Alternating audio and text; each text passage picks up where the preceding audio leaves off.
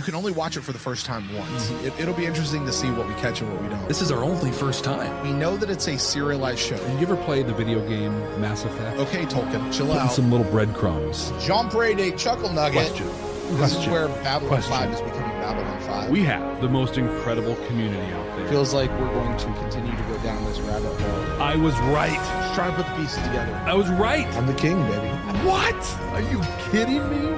Here I go back to Dune, as I often We're do. officially into it, Jeff. 100% So good. It was so completely accurate. That was great. I love that. Definitive ranking. I can keep watching the show. I love it so much. The year is 2025. The name of the podcast, Babylon 5, for the second time. Welcome to Babylon 5 Whoa, for the second time. Do that again. My name is Brent Allen. Do that again. That was so clippy. Welcome to Babylon 5 for the second time. My name is Brent Allen. And my name's Jeff Akin. Hope you're doing okay there, Brent. Brent and I used to be Star Trek podcasters. Then we watched Babylon 5 for the first time. Everything changed. So now we're watching this incredible series for the second time. Catching all of those things, there's no possible way we could have caught the first time around. Editor's note, do not edit that part. Leave that in exactly as it is. You can edit this part out. But don't worry, folks. We are still going to be searching for those sci-fi messages that we find in this series. Are they the ones that JMS intended? Probably not, but they're the ones that we're pulling out. We're looking for things that hold up a mirror to society, things that give us hope things can be better in the future, or maybe they just tell us how to be better human beings to one another. That being said, this is your one and only spoiler warning. If you have not seen this incredible show for the first time yourself, stop this show. Because from this point forward, Jeff and I are able, we can, and we will reference things from any point, at any point in time, from any part of the franchise. Canonical, extra canonical. In the show, outside of the show, it is all fair game for Jeff and I to talk about. So consider this your spoiler warning. Brent, this week we're starting the third season of Babylon 5 with its premiere, Matters of Honor. Do you remember what you thought of this episode the first time we watched it? I remember really liking this episode. If you were to ask me right now what happens in this episode, I could not detail it out. But I like this episode. And why? Because pretty much there are very few exclusions to the rule of I like this episode going forward. I don't know. I do remember. I think very, very highly. This might be my second favorite. I don't know. It's either my second or third favorite of all the season openers. Yeah. I remember liking this one a lot as well. The two things I remember out of this one are Marcus, right? He shows up, and the White Star. I'm pretty sure that we get introduced to the White Star in this one, and as a big moment for everything. But yeah, one thing Babylon 5 does really well are season premieres, the openers. They for do, things. yeah. They're all great, and this one was no exception whatsoever. Yeah, I remember enjoying this one a lot. Well, Jeff, we do a thing here. Mm-hmm. We do a thing where we go back and we actually revisit our original episode. I did that for this one. Oh, okay. I know what we thought. Oh, I'm curious. Would you care to take a stroll down memory lane? Let's do it. Let's do it. Jeff, back then, you were the one who started every video. I did. Yeah, for the first time around. Yeah. we changed for this round. Mm-hmm. And in this one, you were really, really excited in your opening. Wow. You were so inflective. I was like, what in the world? Also, hey, by the way, new opening for the show today. Yeah. The opening for our show then, I was not a fan. No. No. Like the music was okay. It was the music for season 3 is so tonally different, and we were using the season music for. Correct me if I'm wrong. We were using the season music for the current season we were in as the bed for whatever we put on top, right? We were, yeah. And season 3 is just so tonally different. But also, Jeff, whoever that was that we had doing the year is, and by the way, the year is 2023. Wow. That's when we watched it. The year is 2023. The name of the show, Babylon 5. Whoever did that, not the same person who does it now. Yeah. Was very distracting to me. Really? Yeah. Yeah, it was like, whoa. Anyway, that was just mine. Jeff, you had probably the greatest comment that you read in the history of comments that we read in this particular episode. I love when we do that. Yeah. What was it? I actually meant to text you and be like, hey, go find that comment so you could reread it. But basically, the gist of it was this was a person who got it. This was a person who basically was saying to they were talking to their fellow viewers out there. And they're like, hey, listen, we all remember a lot of stuff and they don't. And their first watch is their first watch. Let's let their first watch be their first watch. Oh, that's awesome. And it was long and it was glorious. And I was like, yes. Preach. It was so good. It was so good. And it's just one of those. And thankfully, I think I can truly say this. The vast majority of our listeners, the vast majority of our patrons, of our people in our council chambers, people in our Discord, they all would actually fall into this category. Like, they get it. You know, there's a very vocal minority sometimes who don't, you know, particularly in YouTube world and comments and all that sort of stuff. So anyway, Jeff, you said this was your favorite season opener so far. Okay. Which I can't disagree. Of the 3, this is the best. Tops. Yeah. I mean, because you had Midnight on the Firing Line and then you had Points of Departure. We found out something about Jeff in this episode that surprised all of us. And I'm assuming it surprised all of the other people out there just as much as it surprised me. Jeff, did you guys know Jeff is a 90210 guy? And he declared it loud and proud for all to hear right here on the show. Marcus Cole, baby. In fact, he said 90210 for the first time is our next show. I declared it. God, it's so good. I watch it on Pluto. I still love the show. If you've watched my reactions to Jeremiah on our Patreon, I think it's the 3rd or 4th episode, I double down on that fandom. Because it's got Luke, what's his face in it, right? Luke Perry's the lead on it, Yeah. and there's an episode with Jason Priestley in it. Jason Priestley, yeah. Yeah, and as Nia points out in our council chambers, which, by the way, the council chambers are joining us live for our recordings here, and if you want to join us live for the recordings and maybe have your comments worked into the show, you can find out more about that at patreon.com/badnerds. And we can make that happen. But Nia points out that 90210 was, in fact, not our next show. It was not. Stargate was and is our next show. Still happening right now. Jeff, you made this, and I want to give you a little feather in the cap, a little kudo, because I don't want to say I jumped out of my seat, but it was one of those moments where I sat back and I went, to old Jeff, just you wait. Jeff said, I have a feeling that the Rangers are far older and way more expansive than we've been led to believe. Oh, okay. Yeah. And buddy, boy, howdy, do we know that? Because you and I, up to that point, were under the impression that this was something that Sinclair started when he went to Minbar as an ambassador. Mm-hmm. But you said that. You also said that season 3 is going to be a lot of glimpses into the redemption of Londo Mollari. Okay. So, because apparently in this one we get a bit of, and I mentioned this about Londo, we get classic Londo in this episode quite a bit, and you're like, this is going to be what it takes to bring him back around.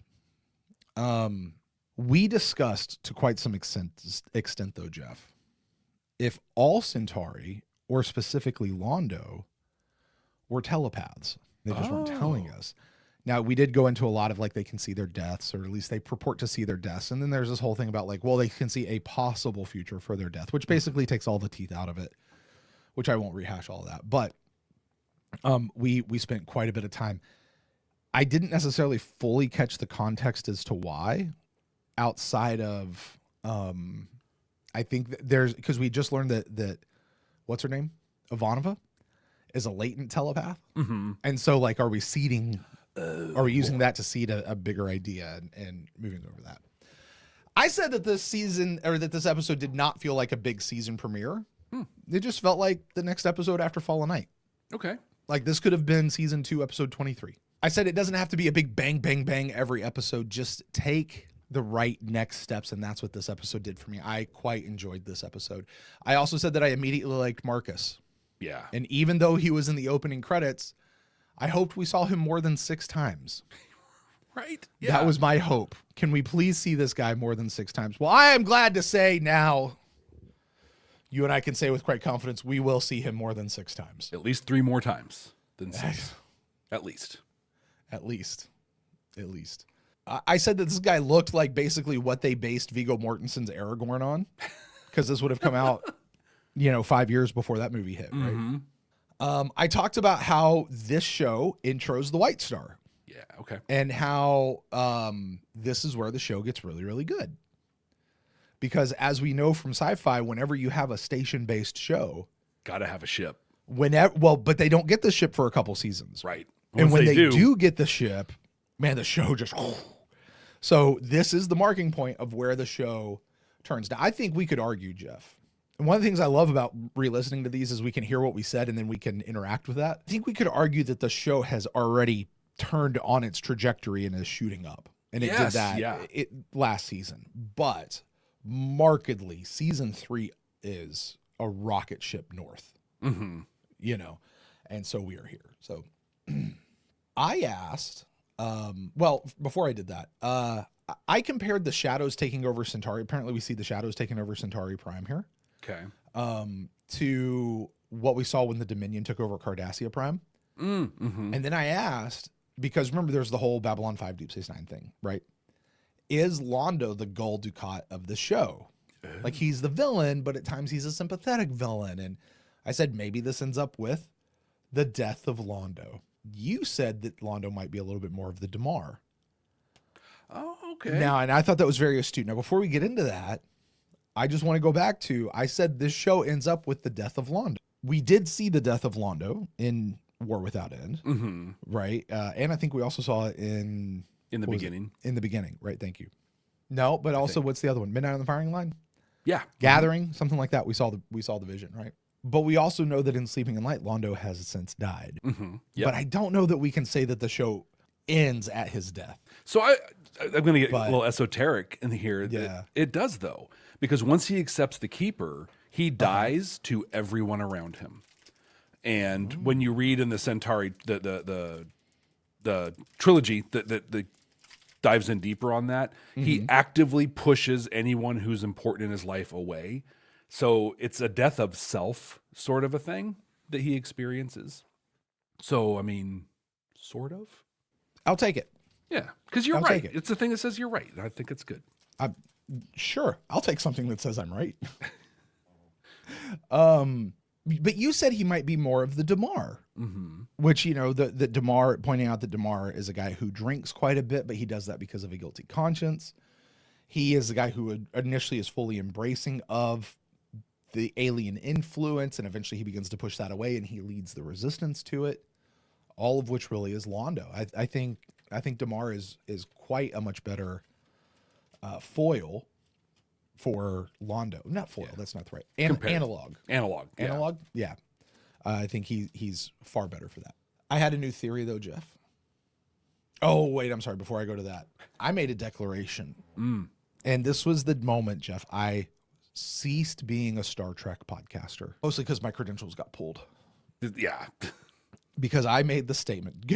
Go figure, my mouth getting me in trouble. I made the statement that one episode of Sheridan in command of the White Star was better than all the other episodes of Sisko in command of the Defiant. Really? Okay. Oh, them's fine words.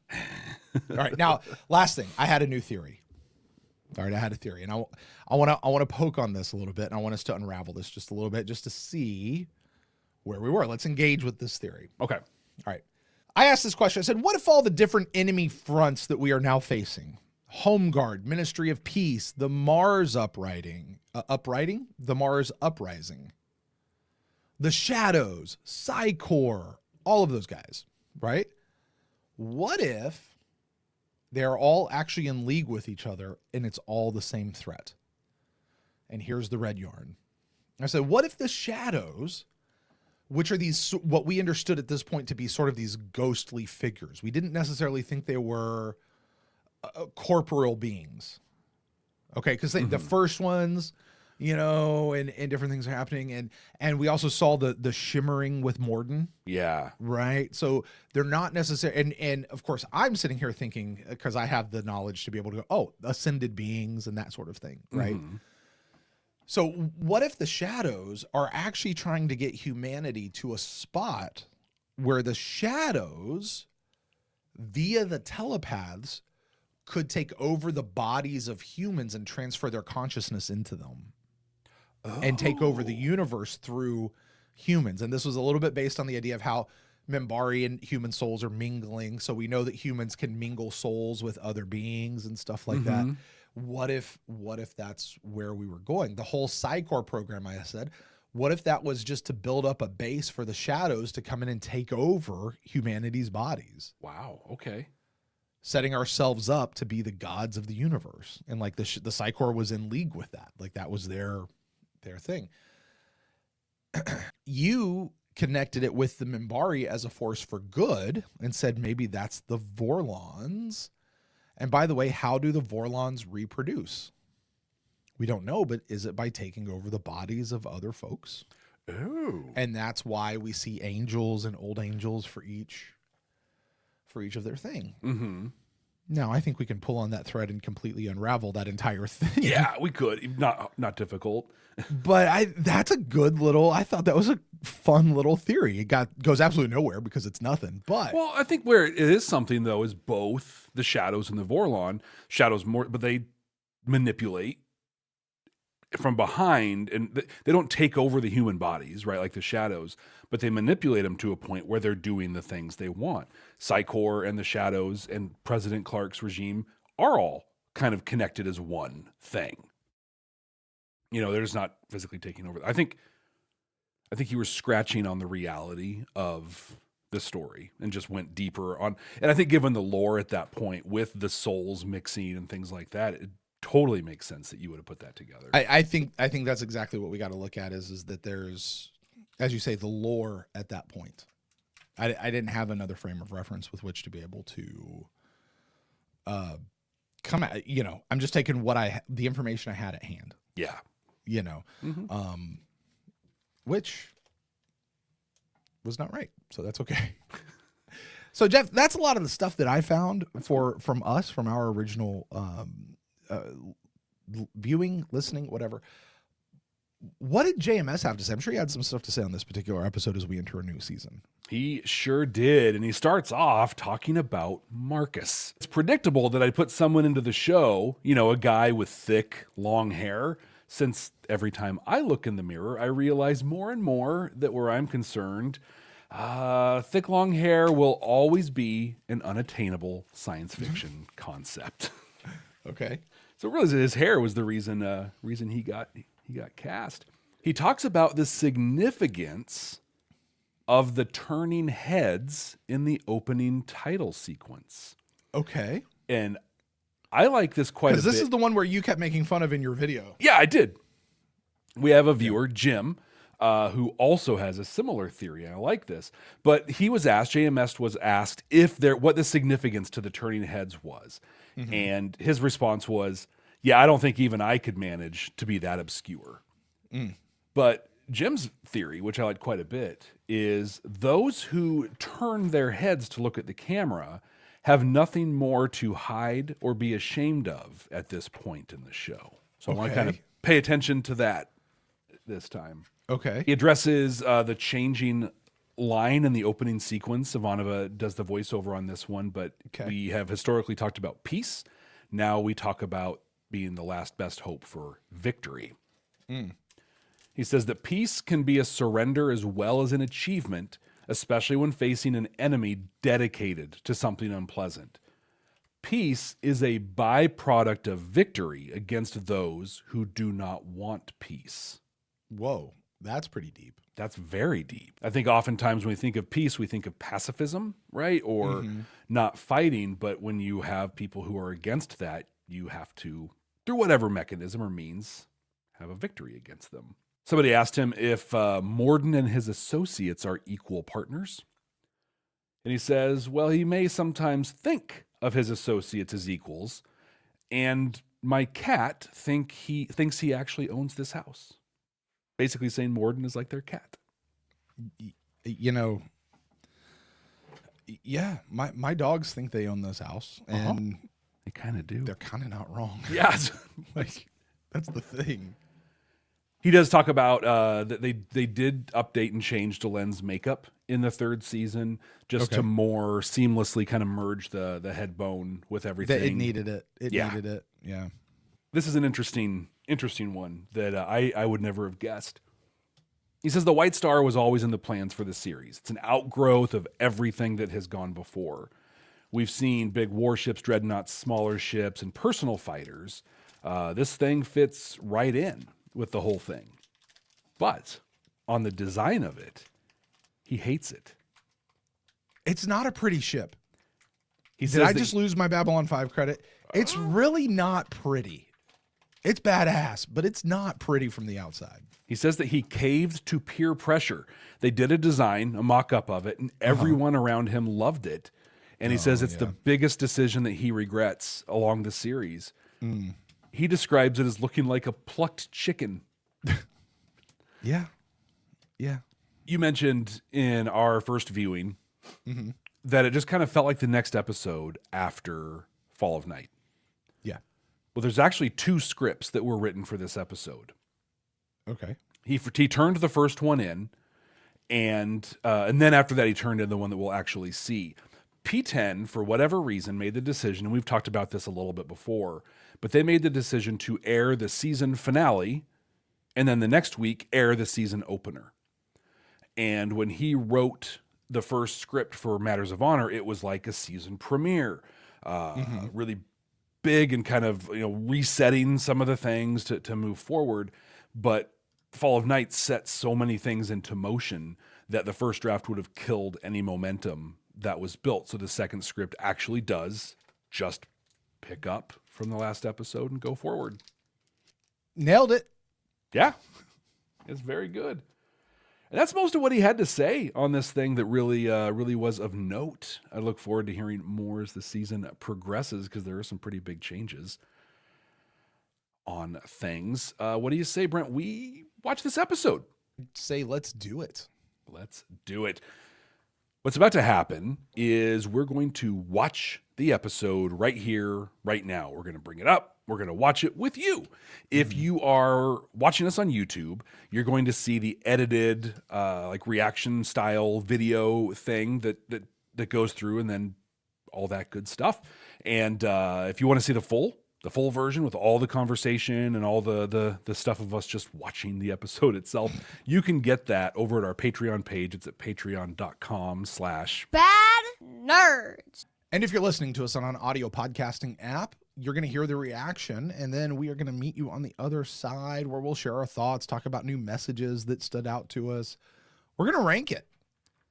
Although I have a feeling this one's going to be pretty easy. Might be, yeah. I'm not sure how the discussion's going to go on it, but it should be pretty easy. So with that, Jeff, let's go watch an episode. Let's do it. I remember loving this the first time because, like, it wasn't just, it's the next week and everything's fixed. I've been looking for you. I definitely appreciate that. Hey, so we should talk. Last week, Yeah. after you saved We got a my little life, personal. I didn't really get a chance to thank you properly. Being seen by so many at once was a great strain. I returned to my ship to rest. We basically just got more Have a question? Kosh dialogue than we have cumulatively through the show to this point. You're Nobody right. knows it was you.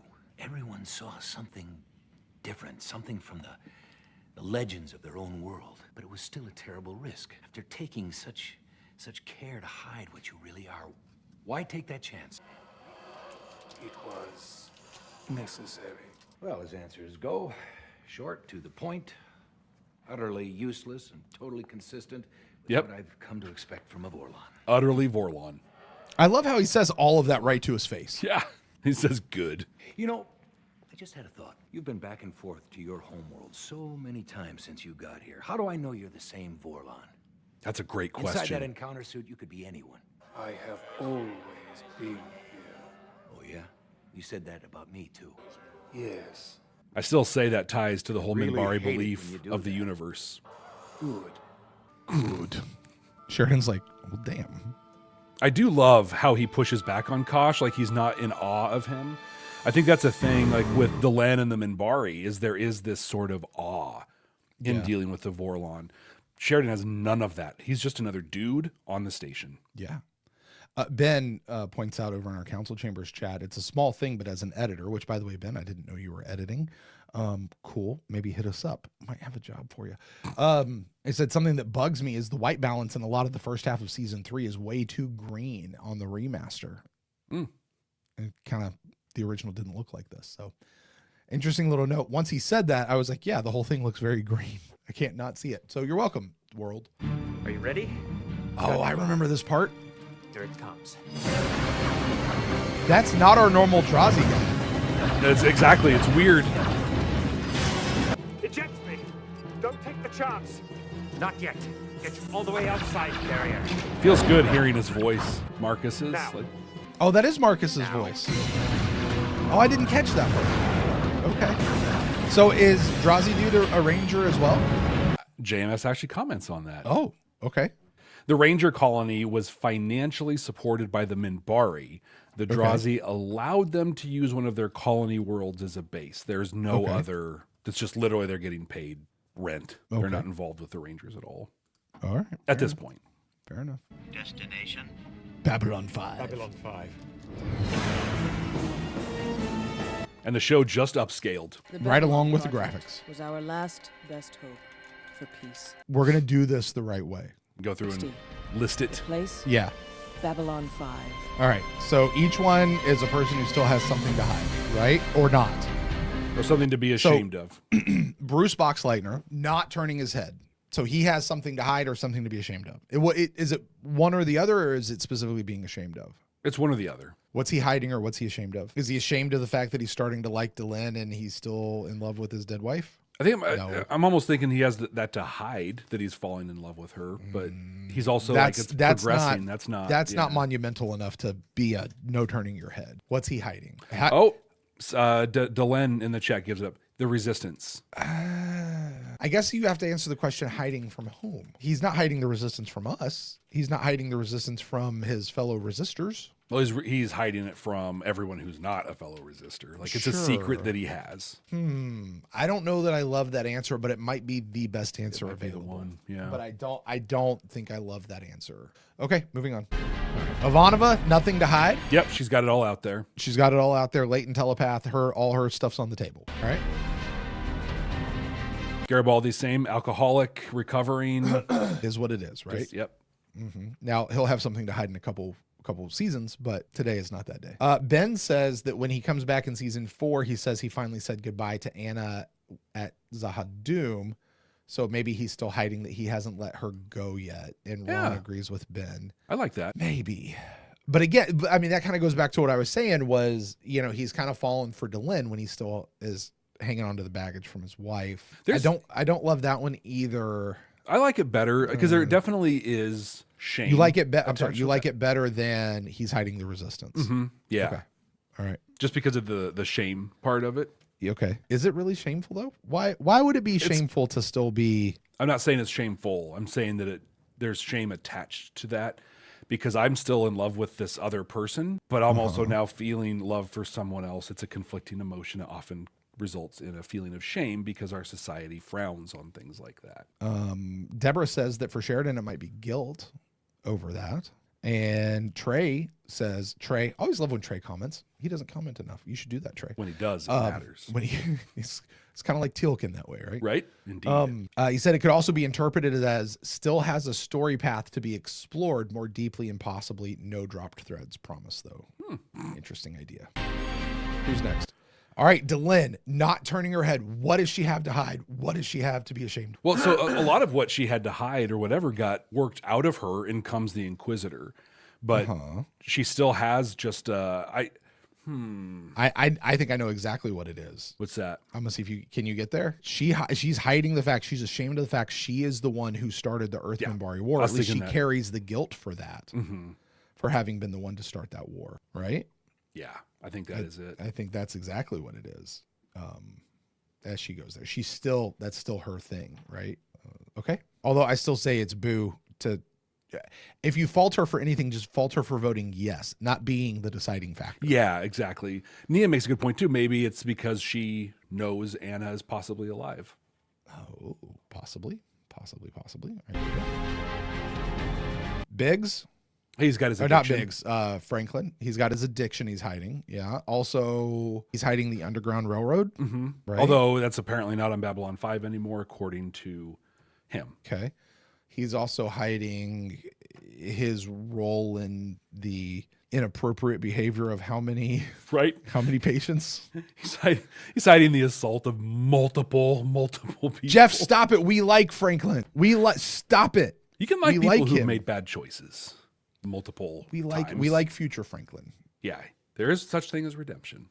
There is for all, even for the unredeemable. Yeah, he doesn't bother hiding that. It's true. He doesn't. Well, because he's right? All right. He's proud of his game. Oh, He I hates got this humans. one. He hates humans, but what else? He loves Delenn. His love for Delenn. Yeah. Oh, what's he hiding? So Marcus has, at this point, everything. But what we have his brother. We have his relationship past. We have all the stuff with his family. See, you're going to sugarcoat that. I'm going to just simply say he's hiding the fact that he's a virgin. Not that there's anything wrong with being a virgin at any age, folks. Well, Ron calls it out. It's his brother is what I say, but it's his reason for joining the Rangers. He holds that tight for a long time. Okay, I will accept that. I like that better than anything we came up with for Sheridan, honestly. Yeah. Ooh, Veer turning his head, completely innocent dude. He is who he is. He is who he is. Love it. Same with Zach. Dude, imagine take the three, Zach, Lanier, and Veer. And Zach and Veer actually have more in common than Lanier and any of the other ones do. You know what I mean? Right, exactly. Zach wears his heart and his Night Watch banner on his sleeve. Dude, Jeff Conway, man, he was looking good in that shot. I think this is like the peak health for him. Was this? By the way, period. Peter Jurst, this image of Londo does not look good. No, it does not. And he is hiding everything, literally everything. Yeah, he should be moving towards. Well, he sets his face and stones his face harder than anybody else has. True, right? All right. Jakar turning forward, not hiding anything. Yeah, I don't think he's hiding anything. I think he's fully out there. He's making his transitions. That's not to say he doesn't have any character growth left to go.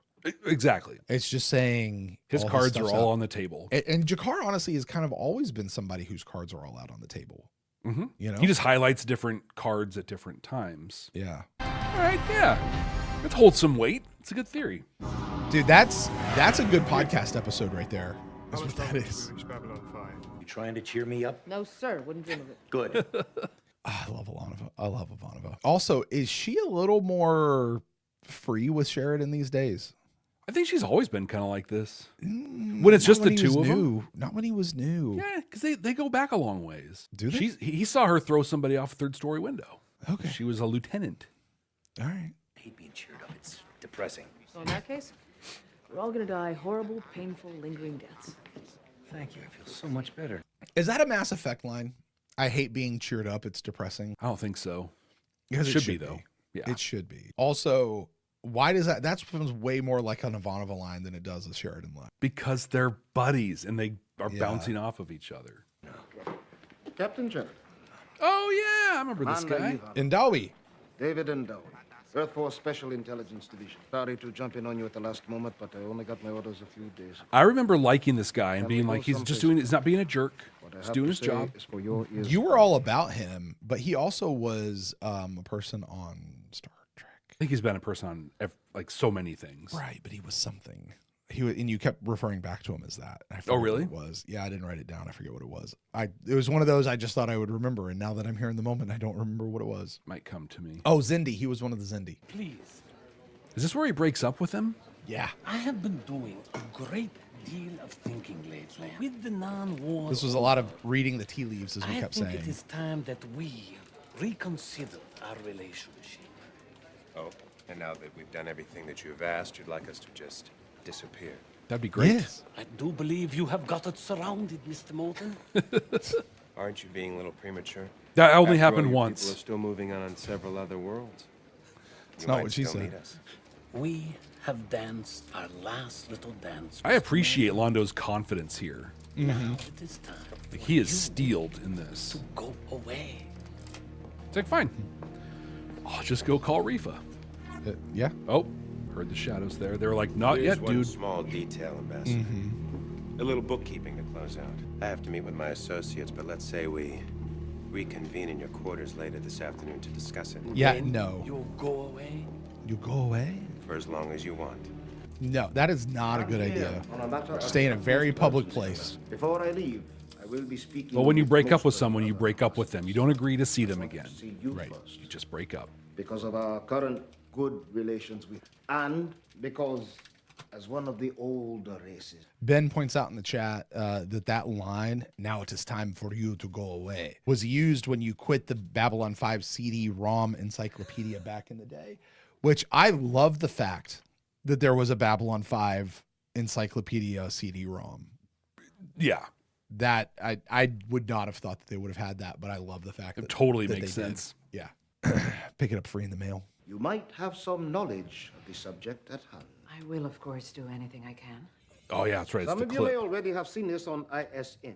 We yanked it off the air as soon as we heard about it. This is gun camera footage from one of your Starfuries, is it not? Yes, Lieutenant Keffer. He was conducting a series of R.I.P. unauthorized investigations into an unknown ship he'd seen in hyperspace. It cost him his life. And you had no knowledge of his investigation? That's good distancing. He didn't talk about Unauthorized We investigations. heard about it Yeah. and tried to discourage him from continuing, but he disobeyed. Was he authorized for first? He's not even on the show anymore, and they're still burying him. This is the first time I've seen a ship like this. Sure. Take a good look. It's like, yeah, I got closer. Looks the same. Yes, I'm quite sure. I assume nothing like this has entered Babylon The 5 Minbari never space lie, lately? right, Jeff? Well, they're protecting someone's honor. Something like that I'd recognize. Well, I shouldn't have expected to hit it right off the bat. I'll need to speak with all the other ambassadors. And maybe about it's this because to it's the first time strictly she's on ever the- seen that one. This may take a while, so if you could find me a place to stay. That's already been taken care of. A few months ago, you told me about an ancient race, the Shadows. This is one of theirs, isn't it? Sorry I could not tell him the truth, but our only chance is in allowing She us to think that flat we're out unaware confessed to of her their lie. done while Yeah. we prepare our own forces. But you said you'd never seen one before. That part was true. Descriptions of these ships have come down to us from the last Great War. Okay. I've never actually seen one until this moment. That is the face of our enemy. We've never seen anything like it. Given its strength, its size, and its apparent hostility. Till we know otherwise, we are I almost wish we considering would it get a threat shot of planetary Londo's security. initial like reaction of like, Can you oh tell me shoot, if you've seen this before? and then him playing it smooth. Oh, In a dream. he's just being honest. A dream. Do you think he knew that those were shadow ships? That's the people he's been doing stuff with? Somewhere on I Centauri don't think so. Prime, I think. And, This is the pieces starting to fall into place for him. Yeah. and there are ships just like this passing overhead. Now ask if there's No alcohol alcohol. in it. Right. Safe. I'll check Just it for you. Just Marcus. Of course it's safe. I know the effect it has on Minbari. But since most don't, I figured it would help prove I was waiting for you. Can I have it back now, please? No, I meant the drink. Do you know, I've heard that when these are made, Oh, this is the they're forged explanation in here. white-hot flame, then cooled in 3 bowls. The first is some kind of ancient holy water. The second, Minbari blood. the third human blood. They say that when a ranger dies, the figures on either side shed 3 tears, 1 of water and 2 of blood. And you? Where do they get the blood from? I know. If you're going to soak it in blood, that's a lot of blood. It is. Where are you draining that much blood from? It's part of the initiation. It's probably your blood. I guess. When you become a ranger, they're like... But then, yeah, you got to get one from the other species as well. Mm-hmm. And is Minbari blood also red? I don't know. Do you believe? Yes. I think we see stopped some. believing in miracles a long time ago, I think. Ambassador. Part of the heart goes dead. It's best to leave it that way. That's so sad. Yeah. I need your help, Delenn. This is Marcus. He's a ranger. They've been trained to fight Oh, the shadows and keep Ivanova's great in this outside one. Babylon 5. The rangers in this area are under the direct control of you, Ambassador Delenn, and Garibaldi is functioning as your liaison. I love Garibaldi's look on his anything face. When did you... How did you... Captain, the day something happens around here and I don't know about it, worry. That's right. That's in Mass Effect. Yep. That line's in Mass Effect. I love that you're drawing these now. This is so great. I just heard it the other day. I want to know if he always intended for Ivanova to know this stuff. Or like, was it okay, I don't have time to go through all that, so I'm just going to make her know it because it's Ivanova and she can do that. Or has he been slow playing this since season 2? Yeah. You know. It's a good question. Yeah. Nia says Ivanova makes the best Ranger 1 when she finally takes over. I Just can see that little that. head cannon. Probably a lot of truth to that. Also, so Marcus fights a lot like Lanier does. Did you notice that? Like their fighting style seems very, very similar. Because we know Lanier can kick some major bootay. Yes. Delenn, not so much. And it makes me wonder about, they're both raised religious class, right? Or religious caste, I'm sorry. Is there some difference in their training? Is this part of his third Chudomo? Are the Rangers from one of the Chudomos? Like where do the martial arts come from? Yeah, and why wasn't Delenn able to like do some stuff? Well, she was throwing that pike with some skill. Yeah, but not to the level the other two were. Yeah, which she should. You know. Yeah, I have questions now. I just have questions. Somebody's gonna be like, "Oh, it's in a book." We were surrounded by Centauri blockade mines. Any ship trying to leave the blockade is shot down. We need your help now, before anyone else is killed or the camp is invaded. All you have to do is break the blockade long enough for the other Rangers to escape. Look, to lead an expedition into drowsy space and take out a planetary blockade, you'd need a warship, major ordnance, a crew. We don't have those kind of resources. Delenn's and like, we're already in hot water with the Centauri over the last firefight. We have the means, if you have the will. When I agreed to share command of the Rangers with Delenn, I became responsible for their well-being. I'm not going to abandon them now. Michael, I'm leaving you I like in that charge of Mr. Delenn's Gonzalez. smile. She's like, Tell him made the right anything. choice. Just buy me as much time as you can. Will do. Fire up his shuttle, Commander. We've got work to do. Yeah, let's do it. Since you feel strongly about going our separate ways, I wanted to be sure we understood the terms of our separation. Yeah, the terms are you walk away and never come back. Right? It's almost This like a area over divorce. here is Like, no, we've actually got to have a legal like Not for all term. the worlds you like, we won't bother you. As long as it's understood that this area is ours. You can take anything you want over here, and we'll take everything we want over there. What guarantee do we have that your forces will not decide to turn around and attack us? None. We both know what promises and treaties mean. All I can tell you is we have what we want. The rest is of no concern to us. What is it they want, Jeff? What is That's it what I was just- they have that they want? So I was just trying to think. Like, is this a bluff? Is he like they have what they want? They've started the war, and that's what they want. And so, like, the land actually doesn't mean anything to them. It's not like they have bases right stationed throughout. Like, what they're not. The shadows, as we know, are not in this to control and dominate everybody and have their own territory. I think that's not their motivations here. I think this is a complicated threat. So it's not the point of we get this territory, you get this territory. The point is you have nothing to guarantee that we won't do something else. Right. That's the point of this whole thing is like, look, we can come kill you at any time. So Right. sure, go ahead. You're fine. Yeah. Let's draw a line down the middle of the room. Yeah, just do that. And this the line doesn't matter. What matters is we might cross it at some point, and I am telling you as much. Right. But sure, we can part ways. Sure. Yeah. You don't have you can lose our protection. I also love this scene how like they show the lines to us, like they make them Yeah. apparent as if we know what it means. Right. You know, well, it's that area. I also very much loved you saw the laser pointer. Yeah. Like you be on this side and we'll be on this side. I love that they did that. Yeah. You know. Although we had questions about what I'm sure they're getting ready to talk about here in just a moment. Oh, just one more thing. One small There's always exception one hardly worth small thing. mentioning. This world, it's on the border of your space, but we have a vested interest in it. I've taken the liberty of asking Lord Rifa to secure it for us. Rifa? Well, you said you wanted nothing more to do with us, and he was quite open to my request. Good day, Ambassador. Mr. Malden, I was thinking... So we talked about this. Why go through that whole deal? If you're going to draw a line down the middle of the room, just if you already want that, just carve that. Make that a part of the line that you're drawing. Mm-hmm. You know, like why outside of he's actually just trying to wrinkle, which is probably more what's going on. Yeah, he's like, I might come and attack you. Also, I'm still in bed with the Centauri. You're just out of it now. Tell your forces to leave the blockade mines, but to move their ships out of that area. You don't want them or anyone else hanging around when my associates come for Zagros 7. Dun, dun. Zagros 7? It's where the shuttle's headed. Oh, no! We're approaching the rendezvous point. Wait, I've got a... What the hell is that?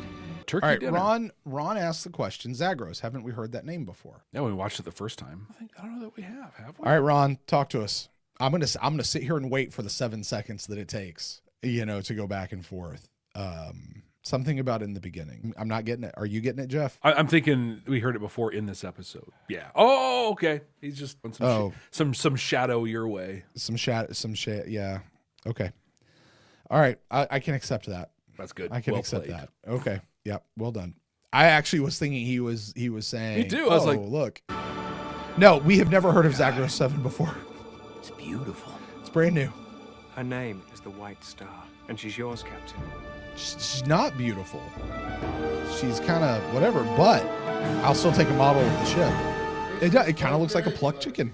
But if there is anything you could tell us about this ship. I actually have a book all about it, sir. I'd like to share with you this most amazing book. Hey, that's the leaf of Jaquan, the Jaquaneth flower. I tried to warn the others that the ancient enemy was returning. And now I'm trying to warn No you. one listened. Perhaps now they will. But if this is correct, why would they just disappear for 1,000 years? All things there is a time, Mr. Endawi. Turn. Perhaps this is the Me too. I was thinking the exact same thing. I don't usually speak unless I have something to say. And we have something in common. Oh, look at this. They're already coming So how'd you get together. involved with the Rangers? My brother joined 6 months before I did. It is fun thinking about how much she says Said she he should was have being a boffed him. fool. He came back to warn me about a shadow attack on the mining colony I was working at. You were Didn't running. listen. I got back just in time to see him die. Before he died, he asked me to finish what he'd started. I keep my promises. Approaching Zagros 7. I keep my promises. Think about that between the two of them also. Mm-hmm. He sure does. He just checked her out. Oh, yeah, look at that. Watch Totally. his eyes eyes. go down, yep. Watch his eyes. And there it is. Yep. I say this The with other the Rangers utmost ready. respect and confidence that Claudia Christian would be okay with me saying this. Finish studying the weapon system? Can you blame him, really? Keep scanning. There's bound to be a Centauri warship hanging around to keep an eye on things, and I do not want to get caught in a crossfire. Triumphant music. Like, check out our technology. I love the hex grid. Delenn, what else can this ship do? All in good time. Do we ever see this All in screen good thing again? Oh, yeah. We're picking up a disturbance. We do? Yeah. One ship, unknown configuration. Show me. Shadows. Man, the cameras they have on the outside holes of these If they starships could- are amazing. If they could put a cuss word in this, that would have been the point to do it. Sure. Oh, We're not ready for this yet. Well, then we better get ready and fast. We came this far, we're going to finish what we That's started. not what Delenn's talking about. Continue attack. Delenn's talking much bigger than this. yeah. Flock shot. This is where this is gonna start it all. We cannot lose them in hyperspace. They will follow us wherever we go. That's why we load them up. I'm counting on it. It's still there, Captain. Good. That shadow ship did not enter the jump gate. Right? It was They closed. just phased. Aren't strong enough to hurt a shadow vessel of that size. We must find help. We cannot hope to destroy a ship like that alone. Chill out. With all due respect, I'm Captain John Sheridan. Shut up. Star Killer. I've heard that before. Enemy vessels closing. I like my line better. With all due respect, Ambassador. Tell them to head to the local Sector jump gate. 47 been a whole lot cooler. Why this junk gate? It's expendable. Used to be the Marcab Marcab system. That's right. Since they died off, other races have been using the abandoned gate to strip the place bare. I do not like grave robbers. They should take care of two problems at once. Jump gate. You can just randomly kill a bunch of other people. Stand by jump gate sequence. Ivanova, you ride the jump engines. Be ready on my signal. You ready? No, but you may proceed anyway. Yeah. She's kind of in awe right now, just like, how is he doing this? Activate jump gate sequence. She's feeling a little tingly underneath the belt. Half jump engines online. Now. Exactly. Punch it!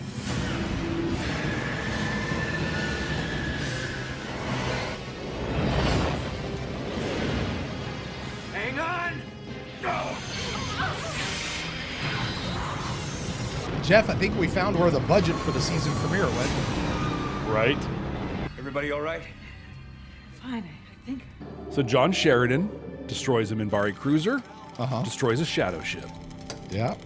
Star Killer lives. Sheridan, Commander Ivanova, so good of you to join Now us. it's Ivanova. Could you please explain to me where you have been? But we've been... Assisting my government by towing a disabled Minbari shuttle to a nearby jump point. Yes, it took quite a while. We just got back. And why is there no mention of this in the station logs? It seems straightforward enough. It was a diplomatic shuttle carrying important government documents. We were asked as a courtesy to keep this confidential to avoid Delenn is a embarrassment. liar, pants on fire through this whole episode. Now that we've taken care of that, Is this where Delenn turns into the side is chick? there anything else we can do for you, Mr. Endawi? No. Like, 'cause she's Matter just of fact, there. I was just eating. I have everything I came for. You'll find the report quite complete, Senator. And no one knows what this ship is or where it came from. Not that I could determine. Good work on this, Endawi. I'll let you know what we find.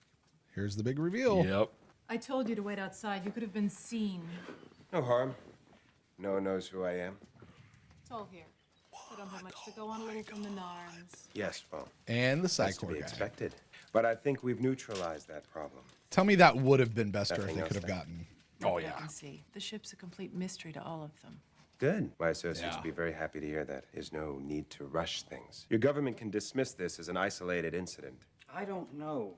There's something about this idea of a threat to planetary security I find very appealing. As long as we keep the real truth to ourselves, there's no reason we can't use this situation to speed up the program here at home. Yeah, this program. What exactly What program? did you have in mind? What program? What program, Jeff? Greetings program. Huh? Although, I think the Clark program. To do what? To introduce, to make Earth more of a disruptor in things. No? What are you thinking? We know that the Shadows are in cahoots with the Psychor folks. The Psychor is trying to track down all these, what do they call it, blips? Mm-hmm. And they're going to take them and turn them into food or fodder or what CPUs basically Yeah. for their ships. Mm-hmm. Right? Because they have like a resistance, I guess, to other telepaths and stuff. I think that's the program. Yeah. I think we that can accelerate the program. through maybe. all I this. think that one's already moving though at pretty full speed. Well, they can make it go faster. Make it go faster. That's my thought. What's your thought? Send us an email. Less like Susan here. So I'm creating a war council. We'll meet every 2 weeks for now, unless something urgent comes up. It's a club. The war We'll have council will consist badges of each of us and T-shirts and hats. Whichever ranger is stationed here at the time. It'll be $5 dues Few every others year. I We'll have a pizza party. Yeah. Whatever knowledge or information we have. There'll be a will password at the shared among clubhouse door? rest. There are no ground rules. Anyone can say anything he or she wants to say. That sounds like a ground. Oh, then I have a question. Granted, I'm stuck in med lab most of the time, and granted, I'm usually the last to know anything around here. He and sounds granted, like the we've all doctor. been pretty busy lately, but could someone He does. please tell me what the hell these shadows are? I'm glad There you are asked. beings in the universe billions of years older than any of our races. She's like, let me queue up this older episode and we'll just watch this scene. Right. Make sure Being Jakar's gray not in here because he empires can't know this. Taught the new races. The oldest of the ancients are the shadows. Shadow. The name for them. They're older than the Vorlons? In this version of the story. Well, Brent, Matters of Honor were officially in season 3. What do you got? So I said that this felt like episode 23 of season 2. Just Yep. the next episode. Didn't feel like a big bang bang episode. I don't agree with that anymore. No? I don't know that this is a big like melt my face off type of an episode, but all that space battle stuff there, the whole stuff with the White Star, like that's a pretty big deal. Yeah. You know, This moved everything down the field that we needed it to move. It kicked things off. It started, if you think of each season as a chapter or its own little novel or however you want to think about it, this is the pilot episode. This is a pilot episode. Right. And Yeah, it's I what see you that. need. Like, it's the pilot episode we needed for season 3. It really is.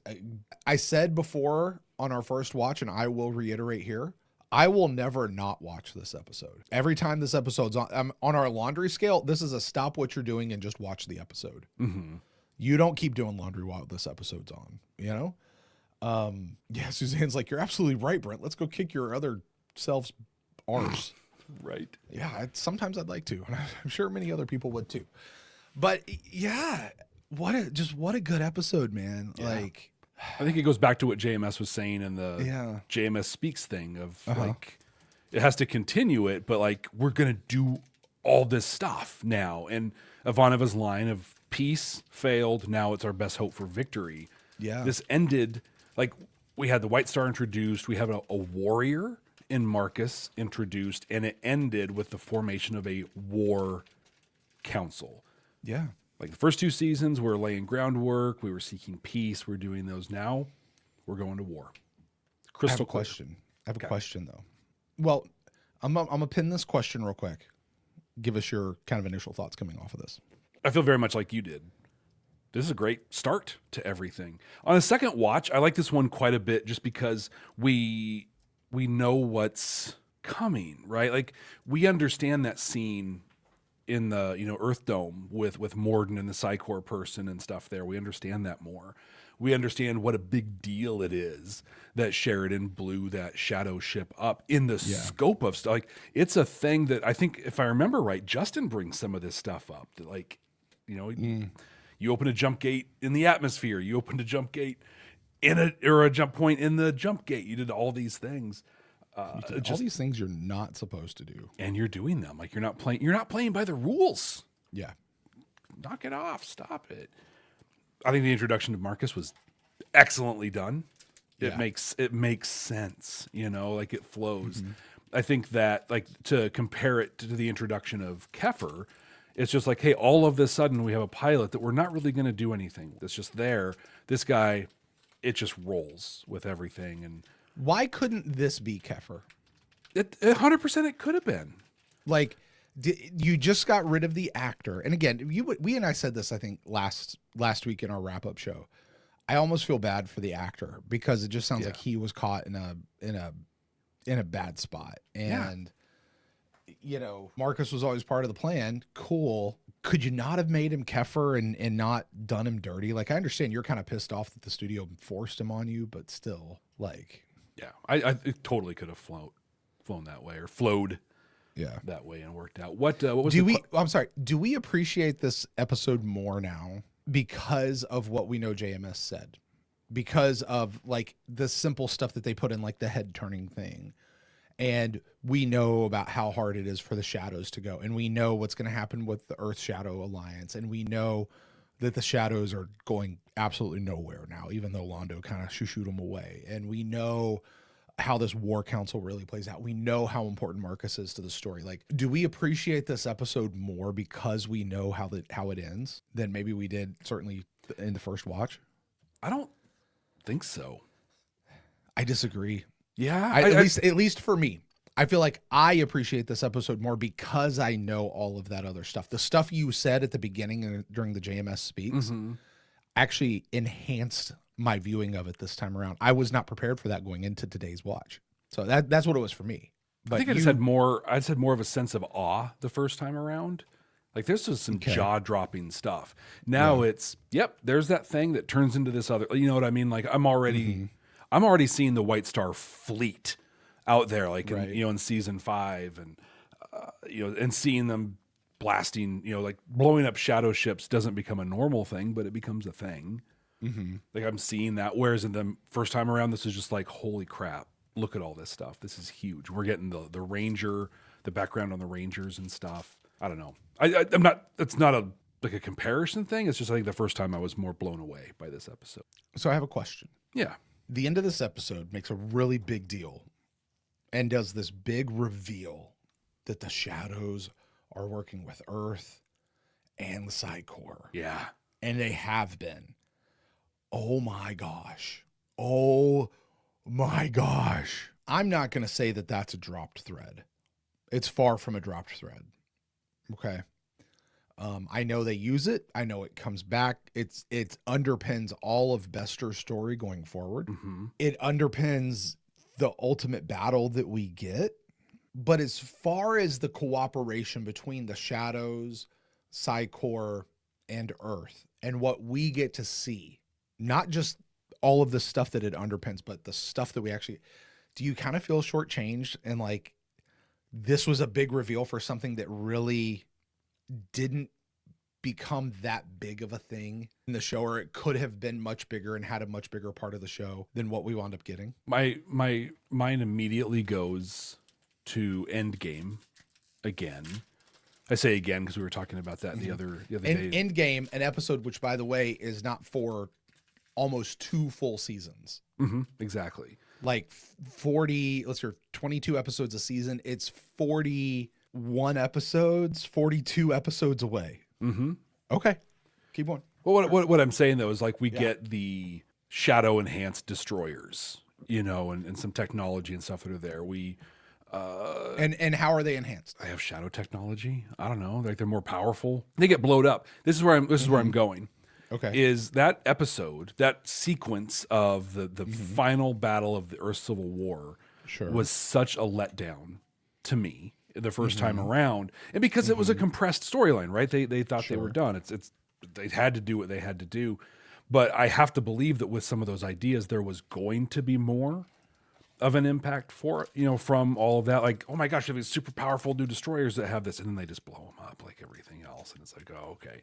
But my thought of it is Marcus goes to Londo to enroll the Centauri into their thing, right? And they use them in this, we're going to use you to start this war with the Narn, and then we're going to expand it to this. What I imagined happened was Marcus went to Clark or the Psi Corps, president or somebody, and was like, hey, we want to enroll Earth in this thing. What do you need us to do? What do you want? And they're like, we want to rule the Earth this way. We want to, human. And so it's not a question of it not being utilized, but it's a question of them utilizing it in a different way. Earth was more them focused, whereas the Centauri were more manifest destiny focused. But still, given the jaw drop, it just feels like we didn't do much with it. Well, I don't know. I don't know that I agree with that. Yeah. We also find out they work with the Drazi. We find out that they work, with the game. Like they're working with everyone in ways just to stir stuff up and start fights, I think. Okay. No, but it's okay. So to what you're saying there, yeah, they're working with everybody. This is a thing that they're doing. It's a thing they're doing. But when we got that scene, it was, now maybe this was just my reaction. Maybe you had a different reaction, but I was like, oh my God, they're on Earth. Oh my God. What do they do? And the Psi Corps there too. Ah! Versus, yeah, here they are working with everybody. And we're just one of them. We're just one of the pawns. Yeah. And oh yeah, sure, there's a program there. Yeah. Yeah, that'll be a thing. Yeah, I don't know. I think that we got what we got was appropriate for what we would have gotten. Maybe what I need is the other side of the series. I need the scenes we didn't get. The scenes back on Earth between these people while all of this is happening. How did it all get set up? And we need even going forward. You need what we got with Morden and Londo with the people on Earth. Yeah, that's maybe like, because it felt like that was going to be a big thing, like a big thing. And we just sort of reference it. It's referenced in the future. It does. I don't know. That's my thought right now. Kind of coming, like I remember looking at that going, oh, this was a big reveal. It doesn't feel as big to me now. Yeah. And maybe it's because it's also old news and it's old hat. And I do see the places where it does. Again, yeah. I'm not saying it doesn't affect anything. Well, I think this is where I'm saying I had such a bigger sense of awe the first time around. Yeah. Didn't know where any of this was going. Oh my God. Now it's like, I know where it all goes. Okay. Right. And you can compartmentalize it in the way it needs to be compartmentalized. And in fact, I want to own this fear that I have in our second time watch. Okay.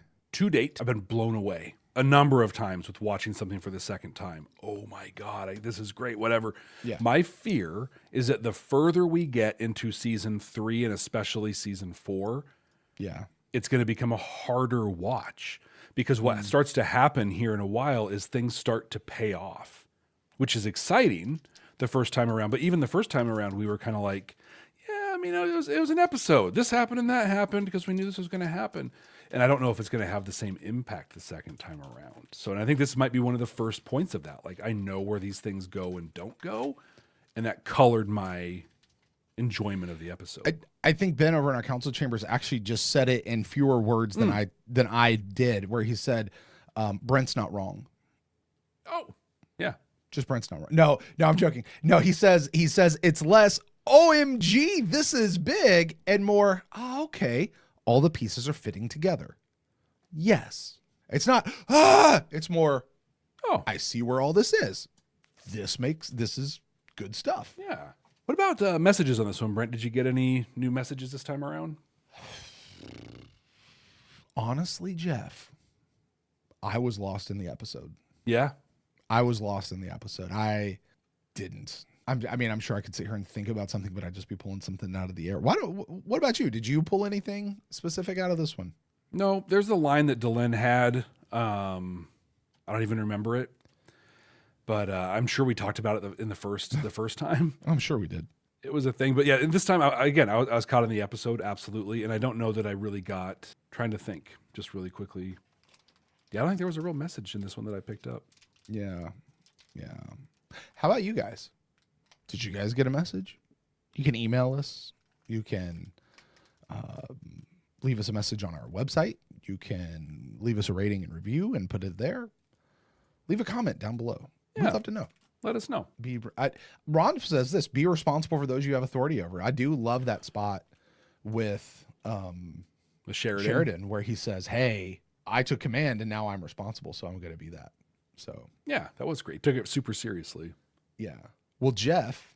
Yes. That being said, we get to do the best part of the whole show, which is place this in our 100% completely accurate and definitive ranking, season 3, Babylon 5, for the second time. Jeff gets to do this, my friend. Where are you going to place this one? Yeah, I had to give us a lot of thought. This is number 1. This is going to start out number 1 on the season. So where did this one end up the first time? You know, I haven't prepared for that. I haven't pulled down the season 3 rankings from the first time yet. So I know, but I remember it maybe hit like number 21 or something like that. No, it did not. No. Ron says it's last. Right. We ranked it 22 from the go. We're just like right away. We long dark. I think I know what episode might be last. Ugh. Yeah. I don't think it's the last one for us. I don't think it was last, but we'll see. I'll pull it up. We'll have it ready. We'll compare it next time. But yeah, right now, number 1. All right. There we go. Well, Jeff, that's going to do it for Matters of Honor. Next week, episode 2 is on deck. Title of this one, my friend, is Convictions. Now, back when we did this the first time, we made predictions as to what we thought the episode was going to be about prior to seeing it. Here's my question. 1, as you sit right now, do you remember exactly what Convictions was about? That's remember. A yes or no. That's a yes or no question. I'm not asking you to tell me. You do. Okay. I don't. Oh, you will.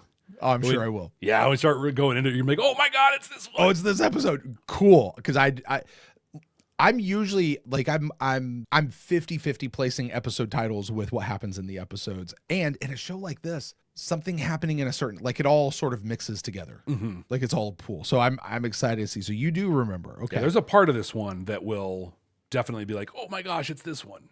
Okay. Oh, wait. Is this the bomb one? Yes. Oh, dirty episode. Okay. Well, not as excited now. Anyway, Jeff, prior to knowing it, you made a prediction as to what this episode might be about. I did. Unless you lied to us, and I don't think you lied to us. So what was that prediction way back when we had no idea what was coming? I thought this was going to be our long-awaited Sidekicks episode. Oh, yeah. Veer was going to have to make a choice. He's going to risk getting caught and losing everything, but he does it anyway because of his convictions. Oh. And we're going to get more of that Lanier and Veer at the bar speaking in code kind of stuff. Man, that was such a good scene. And we don't get nearly enough. Does it happen like one more time in the whole series or something like that? Something like that. Like when they say goodbye to each other, pretty much. Oh, that's right. Do you remember Man, what you predicted for this one? I did. I said this was going to be a Franklin episode. And as tongue-in-cheek as it often is, I wasn't so tongue-in-cheek with this one. What I said is he's going to have to finally deal with the consequences of his most controversial action he's ever taken. The government of the Great Egg people are going to show up and try to extradite him for what he did to that little boy. And he's going to have to deal with his convictions of whether or not he was right, wrong, all that sort of stuff. That is far from what happens. It is. But I still want to see that episode. It'd be a great episode. That would be a great episode. You know what I mean? Franklin getting some comeuppance. Right. Right. Be fantastic. Hey, thanks everybody for hanging out with us as we head into season 3 of this whole thing. If you haven't already, please make sure you subscribed wherever you're watching, wherever you're listening. You can also leave us some stars, ratings, reviews, comments, do all that kind of stuff. If you want to really help us out, just share this show. You can share with someone who loves science fiction, who loves Babylon 5, or someone that you just want to open up their viewing stuff or whatever. Just introduce them to the bigger world of everything else. So with that, until next time. Hey, Jeff. Yeah, what's up? Hey, question. Yep. All right. Jeff's on a station. Okay. One day a ship shows up and you're given command. What's the first thing you do? Where's the first place you take that ship out? What do you go do? Honestly, we're talking space ship, right? Yeah. Okay. It's like just a boat or something like that. Like your show's about to get really good. What are you doing? I say, oh man, first star to the right and on till morning. It's a Star Trek 6 line is what it is. It's where that's totally from originally. That's what I would say. What about you? Well, it would not be anything so lame as that. That's not lame. That's super cool. It would not be that lame. You know what I would do? What's that? I would seek out those that I have long-standing beef with. Okay. And I would drop a bomb and poison their atmosphere until they gave up their person for me to take and throw them in jail. Yes, Michael Eddington, I'm coming for you. Christ.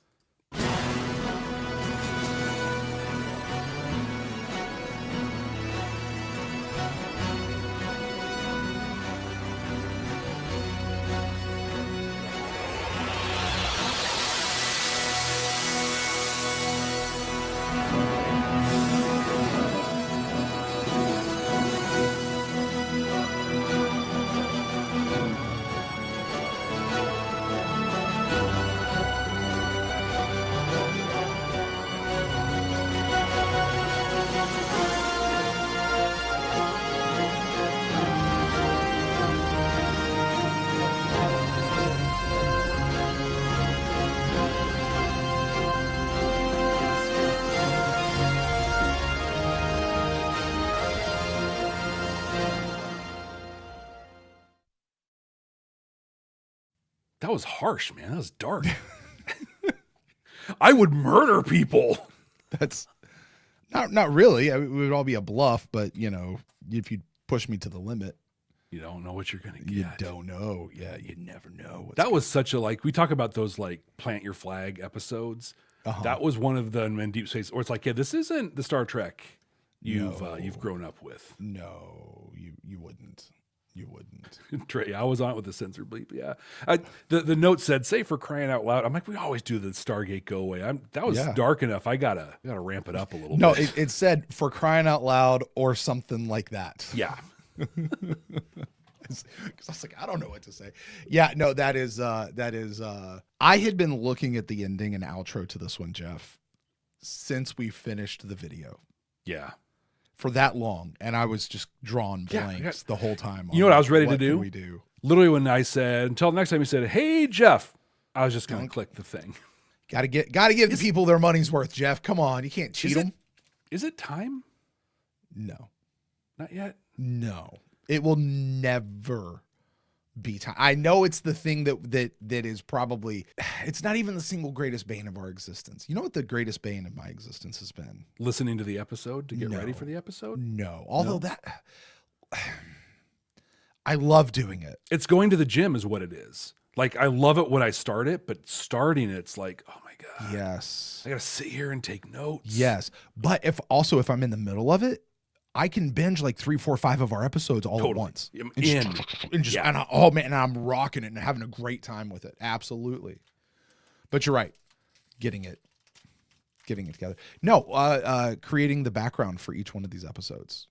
Oh yeah. Which, by the way, folks, starting with today's episode, actually, I guess last week's episode, this is my new background permanently. Yeah. This is what I'm using. So I'm not doing, I can't do it. I can't do it. It's not hard. It's not a big thing, but it is more often the number of times that I've been like, hey, let's go. And Jeff goes, oh, Brent, you got to do your thing. I'm like, oh, crap. You know. So I think, and I'm going to ask our council chambers for their thoughts on this as well. I think you should pull the Bad Nerds logo off of it. You think just so? Have it be the station. We already have right above it the Bad Nerds logo, and it's almost... we're putting it on, and it's on your mic thing? Exactly. But it's also just off-center, right? Because it's on the thing, and it's all like just the flow of it is a little off. Okay. Oh, I could just do like a BF or B5FT2T thing or something. Or something like that, yeah.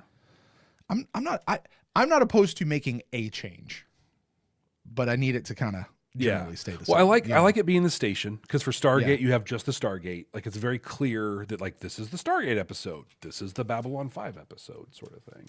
Our branding is taken care of. Oh, Johnny did such a good job. He did. I'm really happy with what Johnny did. It took a long time. That's not of his fault. That's not him. That's just stuff. But Johnny did a good job. No AI here, folks. We pay our artists. Yes, absolutely. So people artists. Yes. Voice artists and art artists alike. Yes. Which, by the way, is thank you to our Patreon. You guys are helping. You guys are leveling up the show every time we turn around, which is awesome. This is fantastic. Yeah, we could do stuff like that. Anyway, Jeff, I think it's time for us to get out of here. Yeah, I think so too. This has been a lot of fun. I'm glad that we got this in. Glad we got to make it happen. I got stuff I got to go do. You have a lot of stuff. Yeah. So, you could just stay. You could have Council Chambers Part 2 right now for the rest of the I totally could. I had a prior Nia just brought it up. I had a prior commitment for a thing. It got rescheduled. There were going to be 3 of us debating, and I understand the other 2 both reached out and said they were feeling sick, so we rescheduled. Oh, which is just too bad. I was actually looking forward to it, but real podcasters go when they're sick. Just saying. I know. How many times have you and I I've even listened to like some of our old episodes. I'm like, oh, one of us was sick in that one. Absolutely sick in that one. You can hear it like this a little bit. Yeah, Trey, or as Nia called it out. Yeah, they were just sick with fear of me. Right. Jeff's gonna come and layeth the smacketh downeth. All right, Jeff, we get out of here. Hey, Club 65, thank you guys for hanging out at the after party. Drop a 65 down in the comments below. Let us know that you were here, and we will see you guys next time. Sure will.